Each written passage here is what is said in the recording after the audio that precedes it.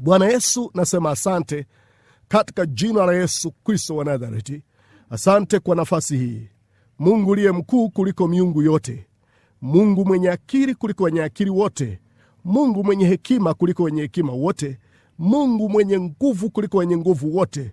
Mungu uliye na busara kuliko wenye busara wote. Mungu uliye tajiri kuliko matajiri wote kwenye ulimwengu huu. Baba, nami nasema asante, ninakutukuza wewe peke yako, kwa sababu ndiye utupae neema, ndiye utupae nguvu, na wewe ndiye unaitumia kinywa changu kufikisha ujumbe kwa mtu huyu anayenisikiliza sasa, bila kujali anatokea wapi, bila kujali anasali wapi. Lakini Mungu, wewe ni Mungu wa watu wote. Haujaja duniani kwa ajili ya mtu mmoja, umekuja kwa ajili ya wote. Katika jina la Yesu, ninapangua nguvu za giza, roho za upinzani na roho za vizuizi na roho za kufunika akili zetu zisipate kuelewa maandiko. Ninafunga kwa jina la Yesu. Ninakuamuru nguvu za giza, nyamaza kimya sasa, na Mungu usimame katika jina la Yesu. Baba, nami nikiomba na kushukuru. Amen. Ndugu zangu, kama ni mara yako ya kwanza kabisa kunisikiliza, basi Mungu akubariki. Kumbuka, huwa nasisitiza kwamba neno la Mungu si la Wakristo peke yao. Na Biblia haikuandikwa kwa ajili ya Wakristo peke yao. Biblia imeandikwa kwa ajili ya kila mtu mwenye pumzi ambaye anajua hayupo duniani kwa sababu ya Mungu aliyemuumba. Na mimi najua hata kama huamini kwamba Mungu amekuumba, lakini bado wewe ni mtu wa Mungu tu. Na hiki ambacho anataka kukushirikisha ni kwa ajili yako, si kwa ajili ya mtu mwingine yoyote. Basi naomba niseme na wewe kitu ambacho, kama ni mara yako ya kwanza kunisikiliza, tumeendelea na somo lingine. Kwa wale ambao mnanifuatilia, nafikiri umeona kwamba tumeendelea na kichwa cha somo kinachosema hatua zitakazo kusaidia kukomboa ardhi unayoishi ili upate kufanikiwa katika maisha yako. Eneo lolote unaloishi, mtaa wowote unaoishi, kijiji chochote unachoishi, nchi yoyote unayoishi, basi ni muhimu sana kufanya ukombozi kwa ajili ya hilo eneo ili uweze kufanikiwa katika maisha yako. Natoa msisitizo kwamba lengo langu la somo ni kukusaidia kwanza ujue nini utakutana nacho kwenye eneo unaloenda kujenga au kuishi au kukaa. Kuna kitu gani utakutana nacho. Lakini jambo la pili, na kama umeshaanza kukutana nacho au umekutana nacho tayari, jinsi gani unaweza kushughulikia kile unachokutana nacho kwenye hilo eneo. Lengo langu ni kutaka watu waombe. Sasa utasema mimi sijui kuomba, isikusumbue, nitakuelekeza tu. Lakini neno la Mungu linataka kutoa majibu, hatua zitakazo kusaidia kukomboa ardhi unayeishi ili upate kufanikiwa katika maisha yako. Ndio somo letu ambalo tunaendelea nalo. Na mimi nilisema kabisa kwenye kitabu kile cha, kuna mwingine anauliza, sasa huyu anayezungumza ni nani? Nafikiri wale ambao mnanifuatilia mnajua mimi naitwa Charles Gida, mtumishi mwalimu Charles Gida. Ni mwalimu wa neno la Mungu na nafanya kazi na mwili wa Kristo. Angalia kwenye kitabu cha Kumbukumbu la Torati sura ile ya 25, Mambo ya Walawi sura ya 25 mstari wa 24. Mambo ya Walawi sura ya 25 mstari wa 24. Sijui umepata rafiki yangu ambao unanisikiliza, au kama hauna Biblia basi naomba nikusomee mimi. Hiyo isikusumbue kwamba mimi Biblia sina. Na mimi nakushauri hata kama huna mpango, hata kama si dini yako inahitaji kuwa na Biblia ndani, ni vizuri kununua Biblia ukawa nayo. Si kwamba ukinunua Biblia basi umeshakuwa Mkristo. Hapana, nimeshasema neno la Mungu ni la mtu yoyote na hakuna mtu atakaye kufunga. Nchi yetu nzuri sana. Bwana ametubariki kwamba watu wana imani zao, lakini yenyewe nchi haina dini. Kwa hiyo ukinunua Biblia hakuna atakaye kuambia kwa nini umenunua Biblia. Hapana, itakusaidia kwa ajili ya maisha yako. Hata kwenye simu yako Google tu Biblia. Tunapofundisha vitu kama hivi, basi na unaangalia nani atakufuatilia kwamba hapana, sasa utakiwa kuwa naye. Haya ni maisha ya kila mtu. Haijalishi mchungaji wako anakukataza, haijalishi shehe wako anakukataza, haijalishi mkuu wa imani yako anakukataza, lakini hawezi kufunga maisha yako hata siku moja. Hawezi. Maisha ya mtu ni ya mtu na hawezi kufuatilia mpaka chumbani kwako, mpaka nyumbani kwako. Basi Mungu akutie nguvu. Ndio maana tumepata nafasi hii usiku wa leo ili upate kusikia ujumbe huu. Naomba fungua sasa. Kama hauna basi nisikilize. Kwenye kitabu kile cha Mambo ya Walawi sura ya 25 mstari ule wa 24. Biblia inasema hivi, nanyi mtatoa ukombozi kwa ajili ya nchi. Mtatoa ukombozi kwa ajili ya nchi. Katika nchi yote ya miliki yenu. Katika nchi yote ya miliki yenu. Nanyi mtatoa ukombozi kwa ajili ya nchi. Na mimi nikasema ya kwamba lile neno nchi, kwenye Kiingereza inasema nchi, kwenye Kiswahili inasema nchi, kwenye Kiingereza inasema ardhi. Nanyi mtatoa ukombozi kwa ajili ya ardhi, katika ardhi yote mtakayo imiliki. Sasa tukasema Kwa nini Mungu alitoa msisitizo kwamba lazima mtoe ukombozi kwa ajili ya ardhi mnayoishi? Watu wengi hawafahamu kwamba kwenye eneo unaloishi au ardhi unayoishi ndio inayosababisha kufanikiwa kwako au kuto kufanikiwa kwako. Angalia, kuna watu fulani kwenye hii Biblia walikula mgomo kabisa. Walisema sisi hatuwezi tukawa tuna kazi ya kuimba nyimbo za Mungu kwenye nchi ambayo sio ya kwetu. Sasa ngoja nikuonyeshe. Kwenye kitabu cha Yeremia sura ile ya 29, Yeremia sura ya 29, ukisoma pale neno la Mungu linasema hivi. Yeremia 29 mstari wa 7 anasema hivi, kautakieni, ukisoma pale, kautakieni amani mji ule ambao mmefanywa mchukuliwe mateka, mkauombee kwa Bwana, kwa maana katika amani yake nanyi, katika amani ya mji huo nanyi mtapata amani. Nilichotaka nikuonyeshe, kautekeni amani mji ule ambao nimewafanya mchukuliwe mateka, mkauombee kwa Bwana, kwa maana katika amani yake mji huo nanyi mtapata amani. Kwenye Kiingereza inasema kautakieni mafanikio au kauombeeni mji huo mafanikio, kwa maana katika kufanikiwa kwake ndivyo nanyi mtakavyofanikiwa. Kwenye Biblia ya Kiingereza, mkauombee mafanikio mji ule mnaoukaa, ili kufanikiwa kwake kuwasaidie na nyinyi kufanikiwa. Kwa lugha nyepesi tungesema mafanikio ya mtu yoyote yanategemea na eneo unaloishi. Unaishi wapi ndiko kuna kukutengenezea mafanikio. Usifikiri kufanikiwa kwako kunategemea tu nguvu zako, juhudi zako, kupambana kwako, lakini pia eneo unaloishi linaweza kukusababishia wewe uweze kufanikiwa au kutokufanikiwa. Sasa hapa anasema kautakieni amani. Kwenye Biblia yetu ya Kiswahili, kautakieni amani mji ule ambao mmechukuliwa mateka. Maana yake mateka ni kitendo cha kuchukuliwa, kuwekwa mahali ambapo unawekwa mahali chini ya uangalizi au chini ya utumwa fulani. Kwa lugha nyepesi, kuna mtu anakuwa mtawala au mtu anayeendesha maisha yenu. Sasa hawa watu walichukuliwa wakaenda Babeli. Walipoenda Babeli, haikuwa Kanaani yao, siko walikoambiwa wataishi. Wao waliambiwa wataishi Kanaani, lakini wakachukuliwa na mfalme wa Babeli, wakapelekwa nchi ya Babeli kwa sababu walitenda dhambi kwa Mungu. Walipoenda Babeli, wakagoma kufanya maombi, kuombea ile ardhi, kuombea mji, kuombea eneo. Wakagoma kabisa kabisa. Kwenye Zaburi anasema waliambiwa waimbe nyimbo za Kanaani au nyimbo za Sayuni, wakati wao kwa kweli hawako tayari. Wanaanzaje kumwimbia Bwana, kuwaimbia watu waliowafunga, waliowateka nyimbo za Bwana, na wakaanza kumtukuza Mungu kwa watu ambao hawana mpango. Waligoma wale wa jamaa kwenye Zaburi, wanasema hivyo, waligoma. Na hapa ndo wanaonyesha Yeremia kwamba hata kama mna mgomo, mafanikio yenu, kama mnajua mko hapo na mnahitaji kufanikiwa, kwa sababu wana wa Israeli walishapewa neema ya kuwa na baraka kwenye maisha yao, kuwa na mafanikio kwenye maisha yao. Sasa basi, wameenda kwenye mji huo, wakagoma kabisa kuomba. Ndipo nabii akasema, msipoombea eneo mnaloishi, mnajizuia wenyewe, mtatengeneza mazingira magumu ya kutokufanikiwa kwenye maisha yenu. Kwa hiyo kama mnataka kufanikiwa, kama mnataka kupata amani, kama mnataka kupata utulivu, ombeeni mji mnaoishi ili mpate kufanikiwa kwenye maisha yenu. Naomba nisisitize msisitizo wa muhimu sana. Kama huamini kwamba mafanikio yako yanatokana na eneo unaloishi, angalia sana, si kila eneo ni zuri kuishi kwa kila mtu.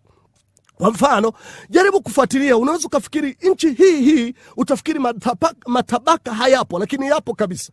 Kwa mfano, Mbeya kuna maeneo huwezi kuishi kila mtu. Kuna watu maalumu wanaoishi. Kwa mfano ukienda Uzunguni, kwa mfano ukienda Foresti Mpya, kwa mfano ukienda maeneo fulani, kuna maeneo unakuta watu wanajenga majumba ya nguvu kweli kweli, na hakuna anayejenga hovyo hovyo. Kwa nini kuna kitu cha namna hiyo? Na ukienda pale, kuna maeneo mengine kabisa, nakumbuka ukijenga kwa nyumba za tofali mbichi, kwanza watu watakufuata tu, hata wa serikali kukusitisha kwamba haiwezekani, eneo hili wote ni broko. Lakini kuna maeneo mengine, ndugu zangu, mnajua sisi wengine kujenga kwa tofali mbichi kawaida tu. Umejifiatulia vitofali vyako, hawaulizi unajenga kajumba kastahili gani, hawaulizi. Lakini kuna maeneo mengine mpaka upate ramani, mpaka sijui waambie nini, mpaka kufanya hivi.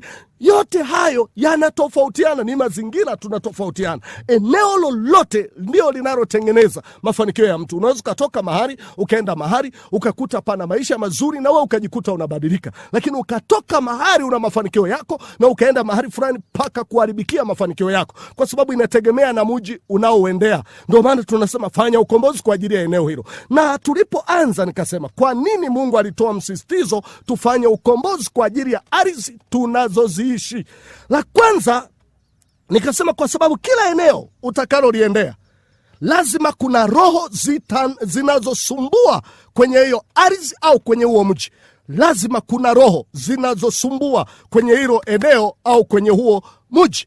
Kila mahali utakapokwenda, haijalishi ni pazuri, haijalishi ni pabaya, haijalishi pamejengwa, haijalishi hapajajengwa, kila mahali pana roho zake. Kwa mfano, baadhi ya roho chache ambazo nataka nikuonyeshe kwa wewe ambaye ni mara ya kwanza kabisa, lakini nataka tukimbizane kwa ndugu zangu ambao pengine tuliendelea nao. Kwenye kitabu cha Hesabu tuone Hesabu, tuanze roho ya kwanza tuzione. Mimi nilisema kuna roho 3 ambazo niliziona kwenye Biblia ambazo zinaweza zikasumbua kwenye mji au mtaa au eneo lolote. Unapofika eneo lolote lazima utakutana na roho hizi 3. Kwenye kitabu cha Wafalme wa kwanza, kwenye kitabu cha Hesabu sura ile ya 13. Hesabu sura ya 13 mstari ule wa 32. Hesabu 13 mstari wa 32 anasema hivi. Neno la Mungu linasema hivi: wakawaletea wana wa Israeli habari mbaya ya ile nchi walioipeleleza, wakasema, ile nchi tuliyoipita katikati yake ni nchi tuliyopita katikati yake ili kuipeleleza, ni nchi inayowala watu wanaoikaa.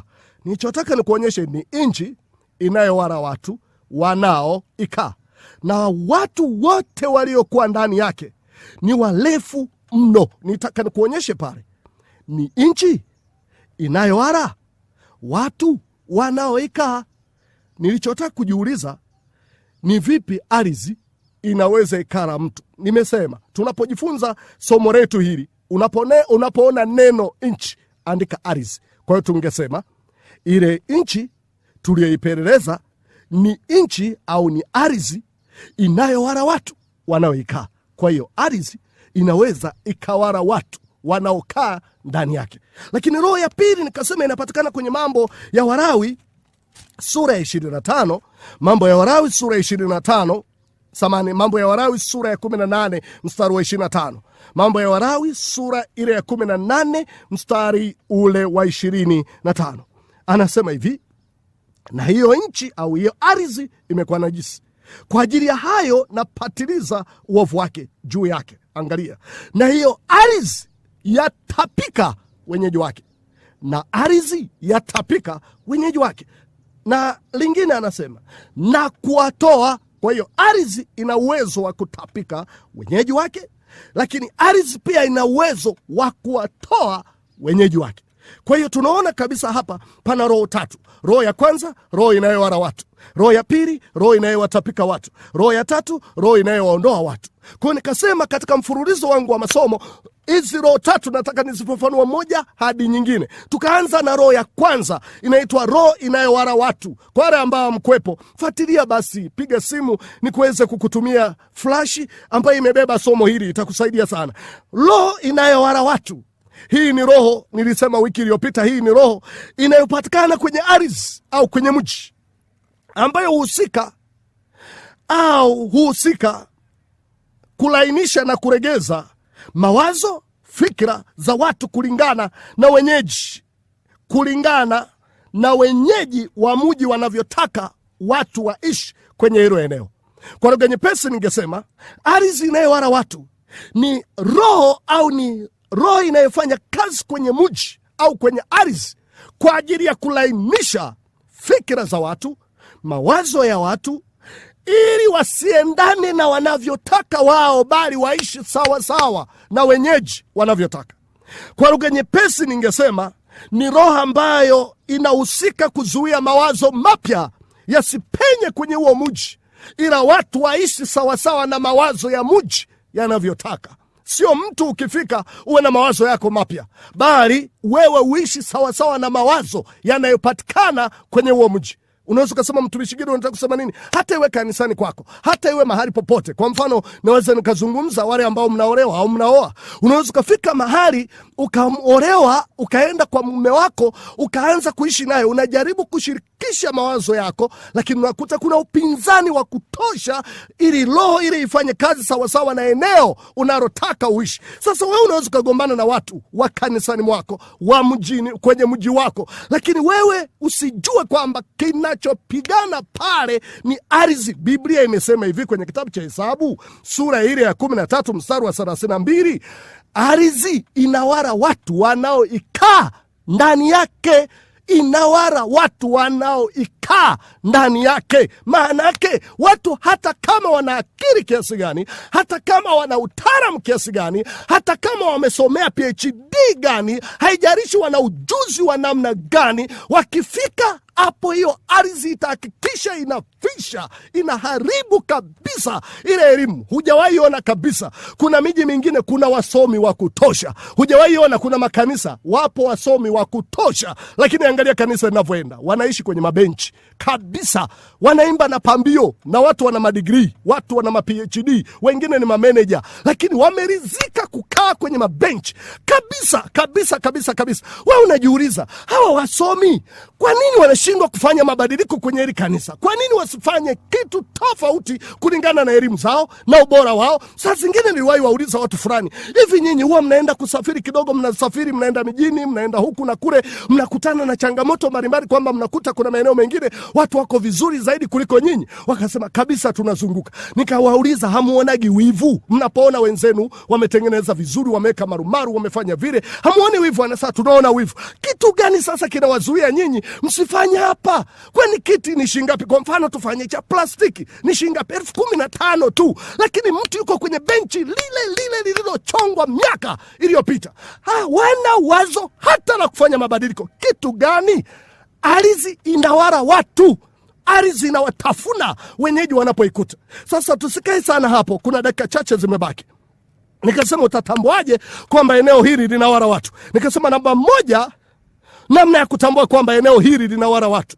Namba moja nikasema kukutwa na hali au changamoto inayolingana na wenyeji wanaoishi eneo lile. Kukutwa na changamoto inayolingana na wenyeji wanaoishi eneo lile. Nilishasoma kwenye kitabu kile cha Wafalme wa pili sura ile ya 2 mstari wa 19. Biblia inasema watu wa mji wakamwambia, mahali pa mji kama unavyoona bwana wetu ni pazuri kama nini, lakini maji yake hayafai na nchi huzaa mapoza. Watu wa mji, tuliona vitu vitatu pale. Kwanza, watu wa mji. Lakini pili, wakaeleza ardhi, eneo lao jinsi lilivyo na uzuri.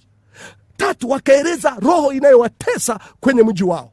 Swali langu, kwa nini watu wa mji walitambua kwamba mji wetu una tatizo hili? Kwa sababu kila mtu alipokuwa anashirikisha tatizo, wakagundua kila mtu ana tatizo kama la mwenzie. Analopitia mwenzie ndiye analopitia yeye, anapitia na mwingine, anapitia na mwingine, anapitia na mwingine. Wakajaribu kumwambia mtumishi wa Mungu, usiangalie uzuri wa eneo kwamba tuna majengo mazuri, tumefanya vizuri, lakini kuna roho ambayo inatutafuna hapa ndani, tunajikuta tunapitia changamoto zinazofanana wote pamoja. Kwa unaweza kukuta kuna watu wanapitia changamoto inayofanana kabisa. Nimewahi enda maeneo tofauti, mimi ni mhubiri, nazunguka maeneo tofauti. Kuna maeneo mengine unakuta ni wajane tu, wote wamefiwa na waume zao. Ni maeneo na yenyewe. Sasa siwezi kuzungumza sana, lakini ninachotaka kusema tulishaongea wiki iliyopita. Leo nataka nikuongezee kitu kingine. Roho ya pili, kitu cha pili ambacho kitakujulisha nchi inawatafuna watu, kukutwa na roho ya kuridhika kwenye maisha yako, hata kama una matatizo yanayokusumbua au kukutatiza kwenye maisha yako. Kukutwa na roho ya kuridhika kwenye maisha yako, hata kama una matatizo yanayokusumbua au kukutatiza kwenye maisha yako. Hebu tusome kwenye kitabu cha Marko, tuende haraka alafu tuombe. Kwenye kitabu cha Marko sura ya 5, nitasoma mstari wa 10 alafu nitaenda mstari wa 15 na wa 16. Neno la Mungu linasema hivi, Marko 5 mstari ule wa 10. Neno la Mungu linasema hivi, ukisoma pale, akamsihi sana asiwapeleke nje ya nchi ile. Nilichotaka uone mapepo yaliyokuwa yamemkamata. Nafikiri mnafahamu hizi habari ni za mtu mmoja anaitwa Mgerasi, au tungesema mtu aliyekuwa anaishi kwenye nchi ya Gerasi. Lakini huyu mtu alikuwa na tatizo la mapepo yakimsumbua sana sana, na yale mapepo yalijibu hivi, yakamwambia Yesu. Yesu alipoyaambia mnaitwa akina nani na mtoke huyu mtu, yakasema tafadhali sana, tunakuomba sana. Wakamsi sana asiwapeleke nje ya nchi ile. Maana yake mapepo haya hayakuwa mapepo kama mapepo unavyodhani, ni mapepo yaliyokuwa yanamilikiwa au yana nguvu ya eneo husika. Maana yake ukitutoa hapa ukatupeleka eneo lingine, kwa lugha nyepesi, usitutoe kwenye ardhi hii, unatokea wapi? Pengine Iwambi, unatokea wapi? Airport. Sasa tungesema mapepo yanasema usitutoe kwenye mji huu wa airport, tunaomba utubakishe hapa hapa. Na Yesu cha ajabu alichonishangaza, aliwaambia sasa mnatakaje? Yakasema sisi tunataka tuombe tuingie kwenye nguruwe hawa na tubaki kwenye mji huu. Kwa hiyo kuna mapepo ambayo yapo kwenye mji. Sasa nataka nikuonyeshe mstari wa 15 na 16. Tuangalie pale.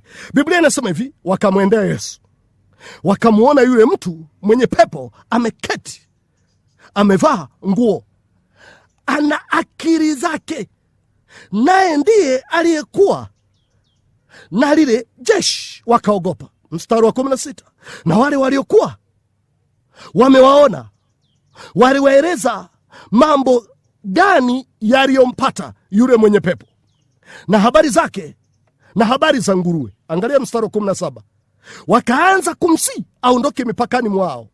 Wakaanza kumsihi aondoke mipakani mwao. Hatuna shida kwenda mipaka mingine. Kama unataka kwenda Isese, we nenda.